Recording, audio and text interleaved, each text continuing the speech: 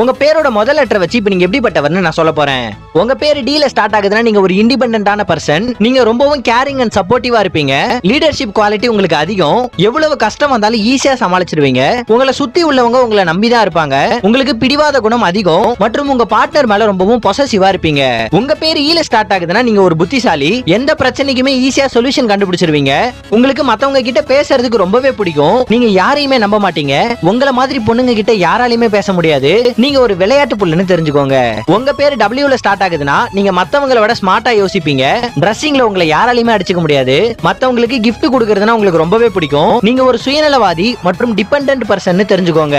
உங்க பேரு ஓ ல ஸ்டார்ட் ஆகுதுன்னா நீங்க ரொம்பவே லாயலான பர்சன் அண்ட் அட்வென்ச்சரஸ் திங்ஸ்னா உங்களுக்கு ரொம்பவே பிடிக்கும். நீங்க ஒரு ஹார்ட் ஒர்க்கிங் பர்சன். உங்களை சுத்தி உள்ளவங்க ஒழுங்கா இருக்கணும்னு நினைப்பீங்க. பொய் சொல்றவங்கள உங்களுக்கு சுத்தமா பிடிக்காது. நீங்க ஒரு ஓவர் திங்கிங் பர்சனா இருப்பீங்கன்னு தெரிஞ்சுக்கோங்க. உங்க பேரோட ஃபர்ஸ்ட் லெட்டர் என்னங்கறத கமெண்ட் செக்ஷன்ல கமெண்ட் பண்ணிடுங்க. இந்த வீடியோ பிடிச்சிருந்தா லைக் பண்ணிடுங்க. நன்றி.